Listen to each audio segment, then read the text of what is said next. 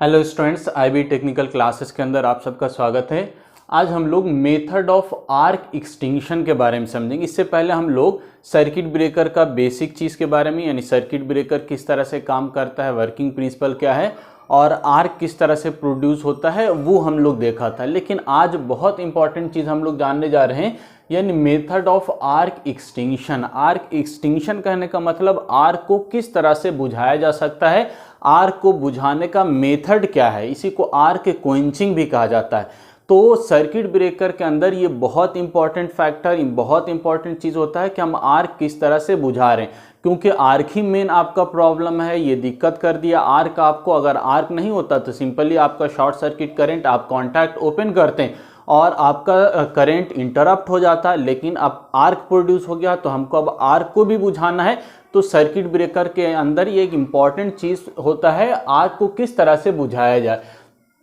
तो different method होता है जिसकी सहायता से हम आर्क को बुझा सकते हैं। तो उसी मेथड के हम लोग बात करेंगे इसके अंदर, मेथड ऑफ आर्क एक्सटेंशन, यानी आर्क किस किस तरह से बुझाया जा सकता है, वो डिफरेंट मेथड क्या है जिससे हम लोग आर्क को बुझा सकते हैं, आर्क को क्वेंच कर सकते हैं, आर्क को एक्सटिंग कर सकते हैं। ठीक है, तो मेनली तौर से दो मेथड होता है। एक हम लोग कहते हैं हाई रेसिस्टेंस मेथड और दूसरा हम लोग कहते हैं लो रेसिस्टेंस मेथड। दोनों को हम लोग समझेंगे एक एक करके।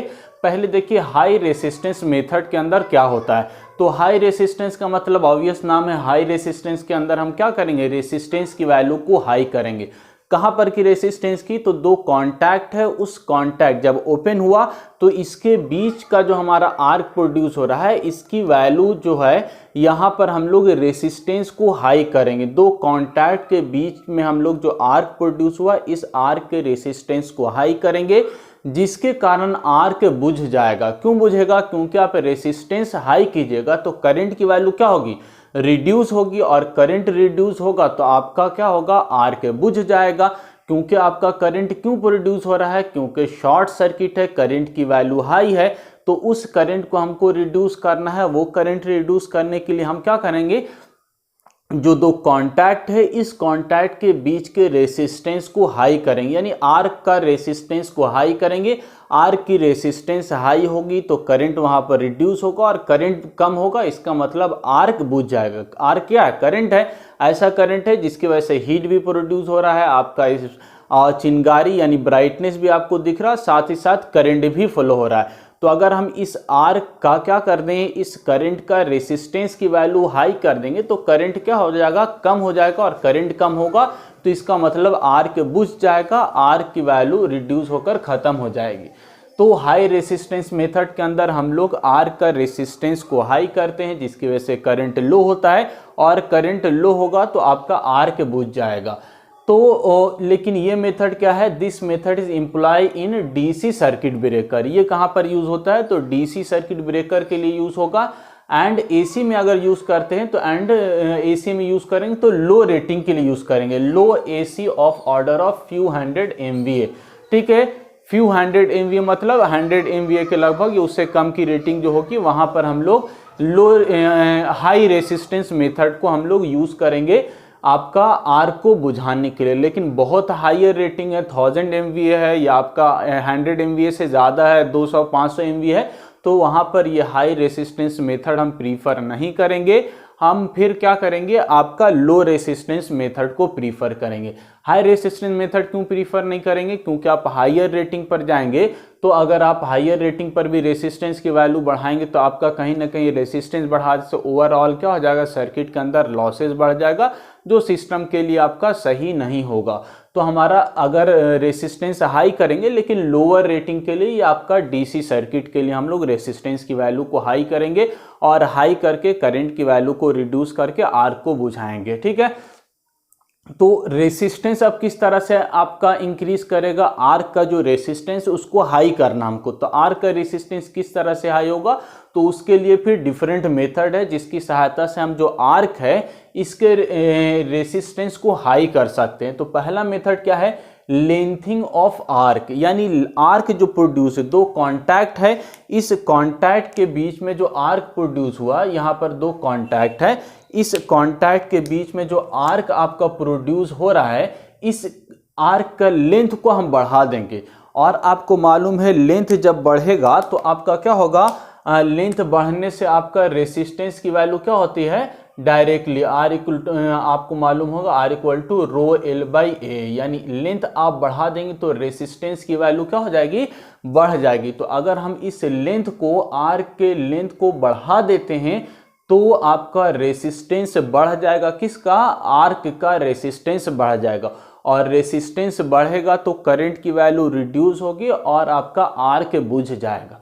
ये पहला चीज है। दूसरा, लेंथ किस तरह से बढ़ाएंगे, तो लेंथ बढ़ाने के लिए हम क्या करेंगे, इन दोनों कांटेक्ट, जो आपका फिक्स कांटेक्ट है और मूविंग कांटेक्ट, तो मूविंग कांटेक्ट जो सेपरेट हो रहा है, इस सेपरेशन के लेंथ को बढ़ा देंगे, यानी दूरी तक हम इसको सेपरेट करेंगे। जब इसको ज्यादा लेंथ तक आप बढ़ा दीजिएगा तो क्या होगा, आपका आर्क का लेंथ बढ़ जाएगा, और लेंथ बढ़ने से आपका रेसिस्टेंस बढ़ेगा, और रेसिस्टेंस इन्वर्सली होता है आपका करंट के, यानी रेसिस्टेंस बढ़ेगा तो करंट कम होगा, यानी करंट कम का मतलब क्या, आर्क की वैल्यू कम होगी, आर्क की वैल्यू रिड्यूस होगी, और ये आर्क आपका बुझ जाएगा, यानी आर्क एक्सटिंक्शन होगा यदि हम रेसिस्टेंस बढ़ाते हैं। और रेसिस्टेंस बढ़ाने के लिए लेंथिंग ऑफ आर्क, यानी लेंथ आर्क का बढ़ा देंगे, और आर्क का लेंथ बढ़ाने के लिए कॉन्टैक्ट का बीच का जो सेपरेशन है, दूरी है, जब ओपन होगा तो दूरी हम ज़्यादा दूर तक इसको रखेंगे। ये पहला तरीका, ज़रूरी नहीं कि हम यही करें, और भी मेथड हो सकता है, तो आगे एक एक करके बात करेंगे।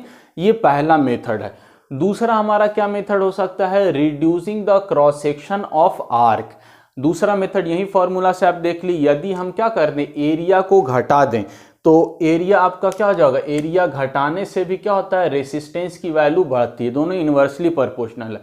तो अगर हम आर्क का जो एरिया है उसको घटा देंगे तो आपका आर्क का रेसिस्टेंस बढ़ जाएगा, और आर्क का रेसिस्टेंस बढ़ेगा तो वहां पर करंट घटेगा, यानी आर्क आपका बुझेगा।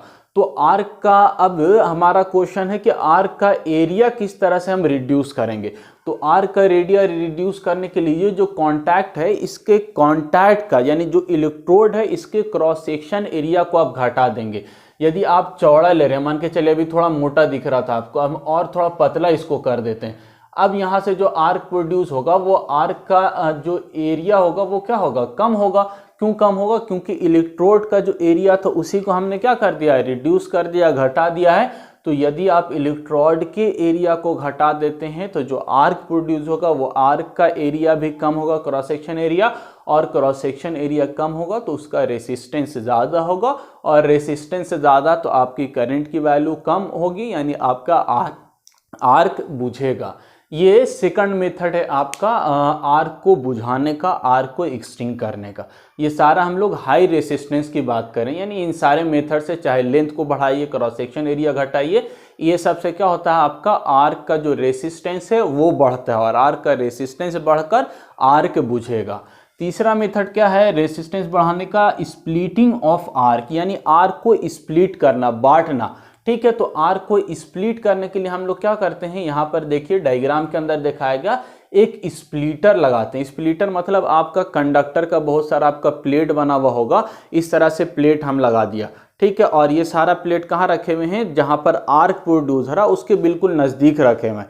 दो नीचे में दो इलेक्ट्रोड होगा, इलेक्ट्रोड के बगल में इस तरह का हम लोग बहुत सारा स्प्लिटर लगाए हुए हैं, कंडक्टिंग मटेरियल लगाए हुए हैं, और ये कंडक्टिंग प्लेट जो है वो आर्क के बगल में होगा। तो अब देखिए यहाँ पर कांटेक्ट दिखा दिया हमने, फिक्स कांटेक्ट, मूविंग कांटेक्ट, और देखा है ये ब्लैक कलर से आर्क प्रोड्यूस हो रहा है। तो नॉर्मल अवस्था में अगर स्प्लिटर नहीं होता तो क्या होता, ये आर्क आपका यहाँ से यहाँ फ्लो हो जाता, फिक्स कांटेक्ट और मूविंग कांटेक्ट के बीच में होगा। लेकिन चूंकि स्प्लिटर लगा हुआ है, स्प्लिटर क्या आपका कंडक्टिंग मटेरियल का हम बना रहे हैं, तो अब बेचारा ये वाला जो आर्क है ये एयर से क्यों फ्लो हो, इंसुलेटिंग, अब इसको बगल में कंडक्टिंग मटेरियल मिल गया तो कहाँ चला जाएगा, ये कंडक्टिंग मटेरियल के पास चला जाएगा, जिसकी वजह से अब ये वाला पाथ ये चूज करने लगा। यानी अब यहाँ से होता हुआ करंट आपका ये आर्क फ्लो होगा, तो अब जब स्प्लिटर वाला पाथ जैसे ही ये चूज कर लेता है तो अब इसमें क्या हो जाएगा, आर्क का लेंथ भी बढ़ जाएगा और इसमें आपका कूलिंग इफेक्ट भी बढ़ जाएगा, क्योंकि अलग अलग एरिया में आर्क बढ़ रहा है। आर्क आपका एरिया इसका बढ़ा दिया हमने,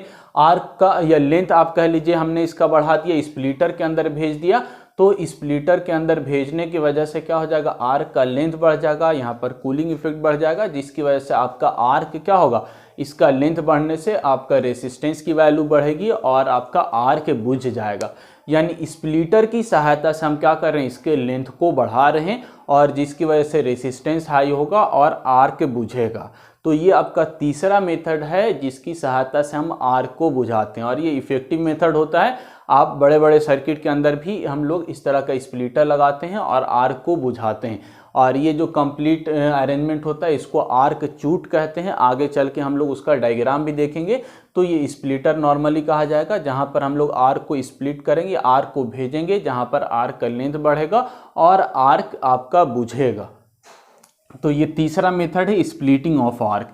चौथा मेथड डायरेक्ट कूलिंग। कूलिंग करने का मतलब यहाँ पर स्प्लिटर से तो कूलिंग हो ही रहा था, लेकिन अलग से हम क्या करेंगे, ये स्प्लिटर हटाकर डायरेक्ट जैसे ही आर्क प्रोड्यूस हुआ यहाँ पर हम कूलिंग एयर का व्यवस्था कर देंगे। यानी कुछ ठंडा एयर फ्लो होगा जिसकी वजह से आपका जो आयोनाइज चार्ज था वो वहाँ से हट जाएगा, आपका नॉर्मल चार्जेस आ जाएगा यानी डी आयोनाइजेशन हो जाएगा और आपका आर्क बुझ जाएगा। तो नॉर्मल आप कूलिंग भी करके क्या कर सकते हैं, आर्क को बुझा सकते हैं। कूलिंग की वजह से भी रेसिस्टेंस क्या होगा, बढ़ेगा और आपका आर्क बुझेगा। तो ये डिफरेंट मेथड है जिसकी सहायता से हम आर्क को बुझा सकते हैं और ये सारा मेथड आपका हाई रेसिस्टेंस मेथड के अंदर आ रहा है। ठीक है, ये पहला बात। और इस तरह का जो हाई रेसिस्टेंस मेथड है, पहले ही बात की हमने, डीसी के लिए प्रीफर करते हैं और एसी के लिए करेंगे तो लोअर रेटिंग के लिए करेंगे।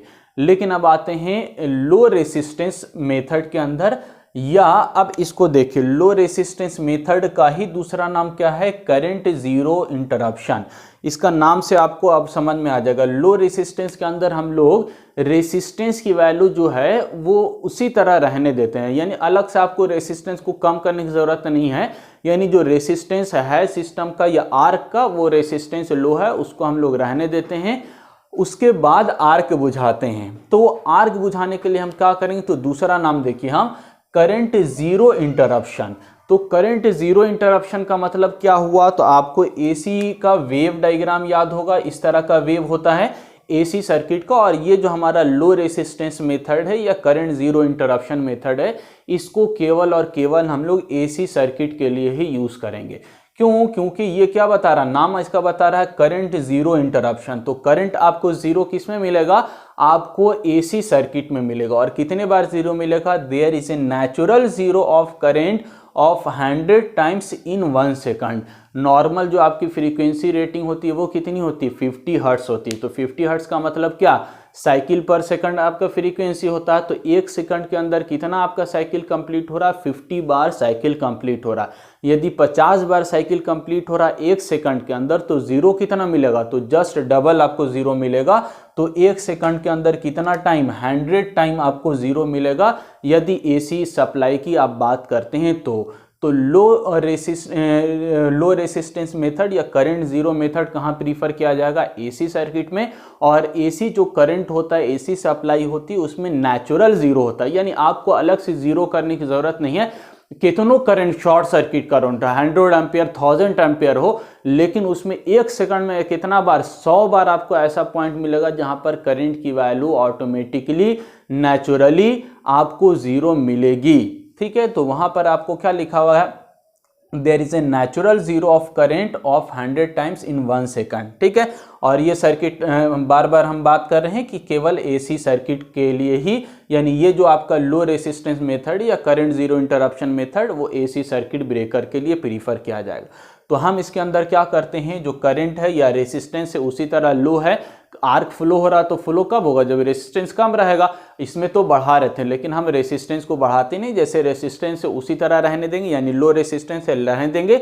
लेकिन जो करंट जीरो है, तो हम इस पॉइंट पर, यानी इस तरह का अगर पॉइंट मिल रहा हमको, तो यहाँ पर जो करंट जीरो मिल रहा है, यहाँ पर जो करंट जीरो मिल रहा है, हम यहाँ पर क्या कर देंगे, यहाँ पर कुछ ऐसा मेथड अप्लाई करेंगे हम, ताकि इस जीरो के बाद फिर से करंट आपका, यानी आर्क करंट फ्लो नहीं हो। तो हमको तो अब एसी करंट जो होता है फॉल्ट करंट, उसको रोकना तो अब आसान हो गया। क्यों हो गया, क्योंकि हमारे पास ऑलरेडी नेचुरल जीरो मिल रहा है। इस पॉइंट पर यदि हम कुछ मेथड लगा देते हैं जिसकी वजह से आपका करंट अब फर्दर आगे नहीं बढ़े, आर्क फिर से नहीं बढ़े, तो क्या हो जाएगा, आर्क आपका बुझ जाएगा। आप आगे बढ़ने देंगे तब तो फिर से आर्क फ्लो होगा। आपको नेचुरल जीरो मिल ही रहा है, आप इस पॉइंट पर अगर स्ट्राइक रोक देते हैं तो आपका क्या हो जाएगा, आपका आर्क रुक जाएगा, यानी आर्क एक्सटिंग हो जाएगा। तो यही मेथड, यदि हम जीरो पॉइंट पर करंट जीरो पॉइंट इंटरप्शन, यानी जीरो पॉइंट पर यदि हम करंट को इंटरप्ट कर देते हैं, आर्क को रोक देते हैं, तो यही मेथड आपका क्या कहलाएगा, लो रेसिस्टेंस मेथड कहलाएगा या करंट जीरो इंटरप्शन कहलाएगा। आ रहा समझ में। तो चूंकि हमारे पास जो एसी सर्किट है, एसी करंट फ्लो हो रहा है और एसी आपका आर्क जो प्रोड्यूस होगा वो भी एसी होगा, तो अगर उसमें जीरो पॉइंट पर हम किसी भी तरह से अगर उसको रोक देते हैं तो फिर आगे अब आर्क प्रोड्यूस नहीं होगा। यदि जीरो पॉइंट पर रोकेंगे तो इसी मेथड को हम क्या कहेंगे, करंट जीरो इंटरप्शन, या इसी को लो रेसिस्टेंस मेथड कहेंगे। और आगे किस तरह से काम होगा इसी चीज़ को आगे बताया गया। तो अब लो रेसिस्टेंस मेथड को या जीरो करंट इंटरप्शन मेथड को दो तरह से एक्सप्लेन किया गया, या दो आप थ्योरी कह सकते हैं, दो अलग अलग वैज्ञानिक ने, दो अलग अलग साइंटिस्ट ने अलग अलग तरह से एक्सप्लेन किया। दोनों में आपका यानी करंट जीरो इंटरप्शन की ही बात हो रही, लेकिन अलग अलग तरीके से समझाया गया है। ठीक है, तो अब एक एक करके दोनों को समझ लेते हैं हम लोग। तो इसी को हेडिंग दिया गया है प्रिंसिपल ऑफ आर्क एक्सटिंक्शन, यानी आर्क किस तरह से बुझाया जाएगा, उसका सिद्धांत प्रिंसिपल क्या है। तो दो अलग अलग सिद्धांत दिया गया और दोनों के अंदर आर्क ही बुझाने की बात की गई है, और दोनों आपका लो रेसिस्टेंस मेथड या करंट जीरो इंटरप्शन मेथड के अंदर आ रहा है। ठीक है, तो पहला मेथड क्या कहा गया, पहला जो आपका साइंटिस्ट थे जिन्होंने आपका एनर्जी बैलेंस थ्योरी दिया, या इसी को हम लोग कैसी थ्योरी कहते हैं, यानी इस प्रकार कोई वैज्ञानिक होंगे कैसी जिन्होंने थ्योरी दिया आर्क को बुझाने का, तो ये इनका थ्योरी जो है कैसी थ्योरी कहलाएगा या एनर्जी बैलेंस थ्योरी कहलाएगा। ठीक है, तो अब देखिए ये क्या इसके अंतर्गत इन्होंने क्या कहा, आर्क किस तरह से बुझेगा।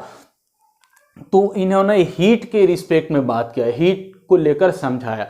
किस तरह से समझाया, तो इन्होंने कहा if the rate of heat, ध्यान से समझिएगा, थोड़ा छोटा लिखा है, अगर नहीं भी दिख रहा है तो कोई बात नहीं, ध्यान से सुनिएगा, समझ में आ जाएगा।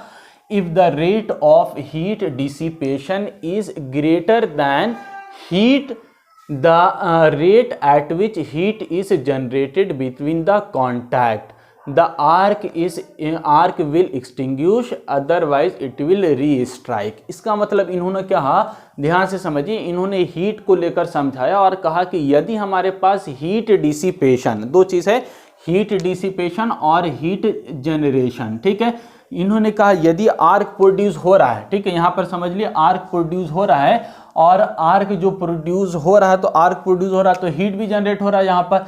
तो इन्होंने कहा आर्क बुझाना है आपको, तो जो हीट यहाँ पर जनरेट हो रहा है, इस हीट जनरेशन से ज़्यादा आपको कुछ फास्ट काम करना होगा, जिसकी वजह से हीट डिसिपेशन आपका बढ़ जाए, यानी हीट को ख़त्म करने वाला जो प्रोसेस है वो बड़ा हो जाए, वो हेवी हो जाए। किससे, तो हीट जनरेशन से। यदि हीट डिसिपेशन का पावर, हीट को ख़त्म करना, हीट को बांटना, डिसिपेट करना, बाहर निकालना, वो कैपेसिटी बढ़ जाती है जनरेशन, हीट पैदा होने से, तो क्या हो जाएगा, आर्क आपका बुझ जाएगा। यदि हीट डिसिपेशन कम है और जनरेशन की वैल्यू ज़्यादा, हीट ज़्यादा उत्पन्न हो रहा है, तो आर्क आपका फिर से बना रहेगा और आर्क आपका नहीं बुझेगा। The arc will extinguish, otherwise it will री स्ट्राइक।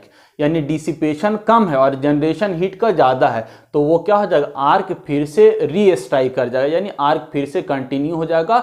जीरो पॉइंट के बाद भी, नेचुरल जीरो पॉइंट है, इसके बाद भी आर्क बन जाएगा। क्यों बनेगा, क्योंकि आपका जो हीट डिसिपेशन है वो कम है और हीट जनरेशन ज़्यादा है।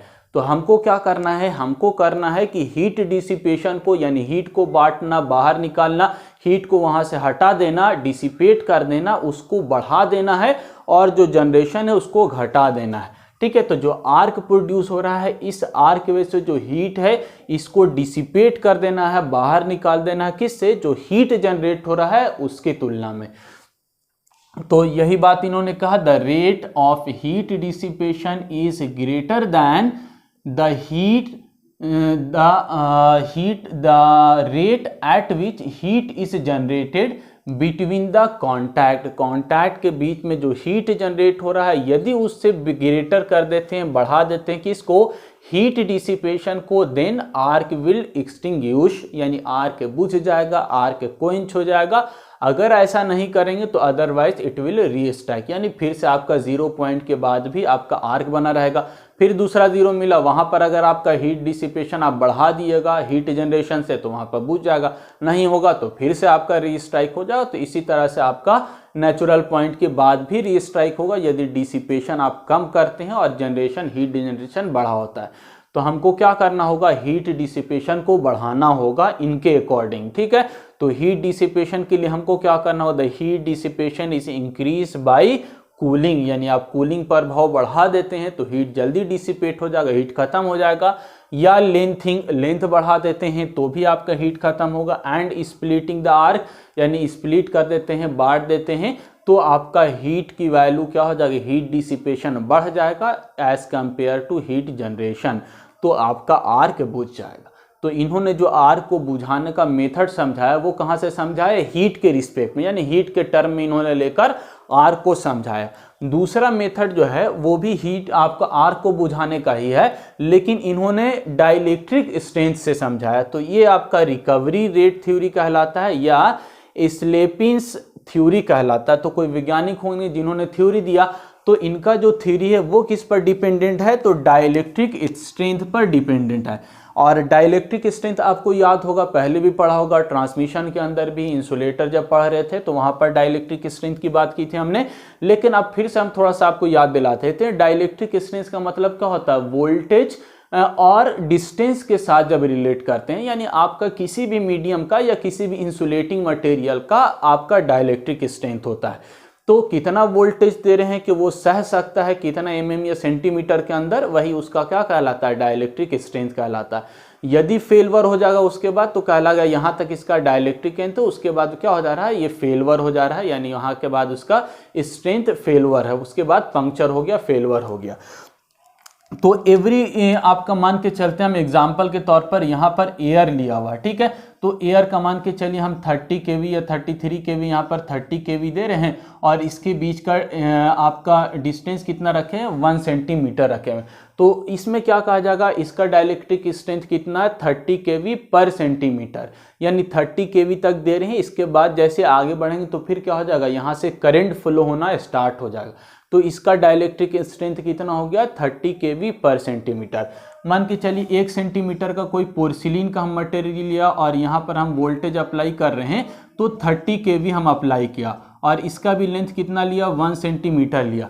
लेकिन 30 kV अप्लाई किया तो ये जो पोर्सिलिन का आपका पोर्सिलिन का जो आपका सीमेंट पोर्सिलिन का जो पोर्शन है या पोर्सिलिन का जो मटेरियल है, तो हम क्या देख रहे हैं, 30 kV 1 सेंटीमीटर में अप्लाई कर रहे हैं तो इसके अंदर करंट फ्लो नहीं हो रहा, यानी इसका ब्रेकडाउन नहीं हो रहा। तो 30 kV पर सेंटीमीटर इसका डाइलेक्ट्रिक स्ट्रेंथ नहीं कहलाएगा। क्या होगा, हम और वोल्टेज बढ़ाएंगे तो 30 kV से क्या हो गया, 60 kV हमने दिया। डिस्टेंस आपका डिस्टेंस या आपका जो लंबाई है वो उतना ही रखा पर सेंटीमीटर। तो हम देख रहे हैं कि 60 kV पर सेंटीमीटर के अंदर भी इसके अंदर फेलवर, यानी यहाँ से करंट फ्लो नहीं हो रहा। लेकिन जैसे ही 132 kV दिया तो हम क्या देख रहे हैं कि इसके अंदर से करंट फ्लो होना स्टार्ट हो गया। तो हम कहेंगे इसका जो ब्रेकडाउन स्ट्रेंथ है या डाइलेक्ट्रिक स्ट्रेंथ है वो कितना है, 132 kV पर सेंटीमीटर, ठीक है। इसके बाद ये क्या हो जा रहा है, फेलवर हो जा रहा है, पंक्चर हो जा रहा है, तो इसका स्ट्रेंथ। तो अब देखिए ये चीज़ तो आपको पहले भी मालूम होगा। तो हर मटेरियल का अलग अलग डाइलेक्ट्रिक, इंसुलेटिंग मटेरियल का डाइलेक्ट्रिक स्ट्रेंथ अलग अलग होता है। आप नेट पर सर्च कीजिएगा तो सारे मटेरियल का जो भी इंसुलेटिंग मटेरियल है सबका डाइलेक्ट्रिक स्ट्रेंथ आपको मिल जाएगा। और उसके अंदर जो एयर है वो आपका अच्छा मटेरियल नहीं माना जाता, यानी इसका जो डाइलेक्ट्रिक स्ट्रेंथ है वो बहुत कम होता है as compare to other insulating material, ठीक है। तो ये जो वैज्ञानिक थे इन्होंने डाइलेक्ट्रिक स्ट्रेंथ से आपका आर्क एक्सटिंक्शन को समझाया। कैसे समझाया, तो इन्होंने कहा आफ्टर करंट जीरो, यानी फिर से जीरो इंटरप्शन की बात हो रही है, ये वाला पॉइंट बात हो रहा है, यहाँ पर जीरो पॉइंट है, तो इन्होंने कहा आफ्टर करंट जीरो, ठीक है, the dielectric strength of medium, यानी जो मीडियम है, ठीक है, जो मीडियम है उसका डाइलेक्ट्रिक स्ट्रेंथ की बात करें, the dielectric strength of medium between the contact is building up more rapidly than the system rising voltage। आ रहा समझ में, तो इन्होंने कहा कि यदि हमारे पास जो डाइलेक्ट्रिक स्ट्रेंथ है, ये दो कांटेक्ट के बीच का जो डाइलेक्ट्रिक स्ट्रेंथ है, यदि ये डाइलेक्ट्रिक स्ट्रेंथ बढ़ जाता है, बिल्डअप कर जाता है, कहां पर, 0 पॉइंट के बाद, यानी आर्क तो पहले हो ही गया, ये तो फेलवर हो ही गया, यानी करंट फ्लो हो रहा है, लेकिन जब 0 पॉइंट पर पहुंचा, तो यदि हम आर्क को रोकना चाहते हैं, बुझाना चाहते हैं, तो यदि हम इस 0 पॉइंट के बाद क्या कर लें, आर्क के जो आपका 0 पॉइंट के बाद इस मीडियम का जो डाइलेक्ट्रिक के स्ट्रेंथ को हम बिल्डअप कर लें, यानी आपको बढ़ा लें बहुत तेजी के साथ, किसकी तुलना में, तो जो वोल्टेज है, जिस वोल्टेज की वजह से ये फेलवर हो जा रहा है, ठीक है, जो सिस्टम ऑपरेटिंग वोल्टेज है, सिस्टम वोल्टेज है, उसकी तुलना में यदि हम इसका डाइलेक्ट्रिक स्ट्रेंथ को बढ़ा लेते हैं, तो क्या हो जाएगा, आपका आर्क बुझ जाएगा, आर्क रुक जाएगा। यदि जो सिस्टम वोल्टेज है वो ज़्यादा है, आपका डाइलेक्ट्रिक स्ट्रेंथ कम है, आप डाइलेक्ट्रिक स्ट्रेंथ नहीं बढ़ा पा रहे, तो फिर 0 पॉइंट के बाद फिर से क्या हो जाएगा, आपका ब्रेकडाउन, आपका यानी आर्क कंटिन्यूअस फ्लो होता रहेगा, और अगर आप रोक देते हैं तो आर्क आपका बुझ जाएगा, आर्क एक्सटिंग्विश हो जाएगा। तो वही बात इन्होंने कहा, after current 0 the dielectric strength of medium between contact is building up more rapidly then the system rising voltage. System के अंदर जो वोल्टेज राइज हुआ, बढ़ा है, उसकी तुलना में यदि आप मीडियम का डाइलेक्ट्रिक स्ट्रेंथ बढ़ा देते हैं, then arc current fails to restrike, यानी अब फिर से आर्क प्रोड्यूस नहीं होगा, रीस्ट्राइक नहीं करेगा, आर्क फिर से आपका फ्लो नहीं होगा। यदि आप डाइलेक्ट्रिक स्ट्रेंथ ऑफ मीडियम यानी dielectric strength between the contact को बढ़ा देते हैं as compare to the system rising voltage, then arc will extinguish, arc बुझ जाएगा। अगर नहीं स्ट्रेंथ बढ़ाया, जैसे था पहले उसी छोड़ दिया, और सिस्टम वोल्टेज तो है ही आपका हाई, सिस्टम राइजिंग वोल्टेज आपका क्या कर देगा, फिर से फेलवर कर देगा, और 0 पॉइंट के बाद भी फिर आर्क फ्लो होगा और कंटिन्यू फ्लो होता चला जाएगा, जब तक आपका क्या है, जब तक आप डाइलेक्ट्रिक स्ट्रेंथ को बढ़ा नहीं देते हैं। तो इन्होंने डाइलेक्ट्रिक स्ट्रेंथ को लेकर समझाया, आर्क मीडियम को इन्होंने हीट लेके समझाया, लेकिन आपका मेथड लगभग सेम ही है। आर्क को बुझाने का, समझने का फेर है, आप डाइलेक्ट्रिक स्ट्रेंथ से समझ लीजिए, चाहे हीट से समझ लीजिए, जो आपको आसान लगता है समझ लीजिए, लेकिन अलग अलग वैज्ञानिक ने अलग अलग तरीके से समझाने का प्रयास किया आर्क को बुझाने का मेथड, ठीक है। तो इन्होंने रीस्ट्राइकिंग वोल्टेज और आपका डाइलेक्ट्रिक स्ट्रेंथ वोल्टेज को लेकर समझाया कि यदि आपका मीडियम का जो डाइलेक्ट्रिक स्ट्रेंथ वोल्टेज है, इसकी वैल्यू को बढ़ा देते हैं सिस्टम राइजिंग वोल्टेज से, तो आर्क बुझ जाएगा, और इसका वोल्टेज यानी आपका डाइलेक्ट्रिक स्ट्रेंथ कम है, सिस्टम वोल्टेज ज़्यादा है, तो आपका ये वोल्टेज आपके सिस्टम को फेलवर कर देगा फिर से, और आपका कंटिन्यू आर्क फ्लो होता रहेगा। द आर्क फेल्स टू रीस्ट्राइक, ठीक है। The dielectric strength medium can be increase, यानी मीडियम का जो डाइलेक्ट्रिक स्ट्रेंथ है, इसको हम बढ़ा सकते हैं, इसको इम्प्रूव कर सकते हैं, इसकी वैल्यू को हम इंक्रीज करेंगे किसकी सहायता से, तो फिर से लेंथिंग ऑफ गैप, यानी गैप के लेंथ को आप बढ़ा दीजिएगा, तो आपका सिस्टम का डाइलेक्ट्रिक स्ट्रेंथ बढ़ जाएगा, ठीक है।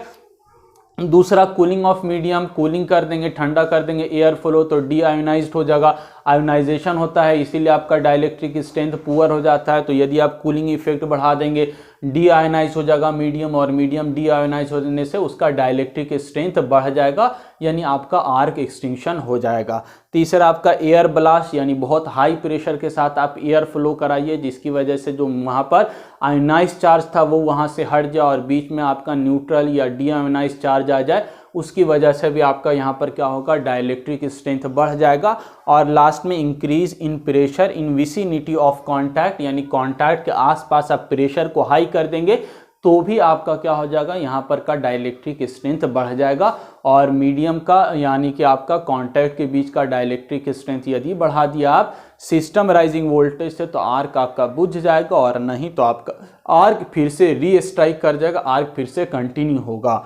तो ये आपका आर्क को बुझाने का डिफरेंट मेथड था जिसको हमने आज डिस्कस किया। तो इसमें लो आपका हाई रेसिस्टेंस मेथड और दूसरा लो रेसिस्टेंस मेथड। लो रेसिस्टेंस को समझने का दो तरीका, एक आपका कैसी थ्योरी के माध्यम से और दूसरा आपका स्लीपेंस थ्योरी के माध्यम से। तो ये अलग अलग मेथड है। जो आपका आर्क को समझाने या आर्क को बुझाने का डिफरेंट मेथड को समझाता है, बताता है। तो आर्क को इसी तरीके से, और आपका ये वाला मेथड है एसी के लिए, बाकी आपका यहाँ पर डीसी, और यह हम लोग लोअर रेटिंग एसी के लिए बात करते हैं। तो आई होप आपको ये क्लियर हुआ होगा, समझ में आया होगा, नया चीज़ था। तो यहाँ पर आपको अगर यदि डाउट आता है तो आप व्हाट्सएप पर मैसेज करके पूछ सकते हैं। इसके अलावा लाइव क्लास के अंदर भी आप डिस्कस कर सकते हैं। थैंक यू, आज के लिए इतना ही।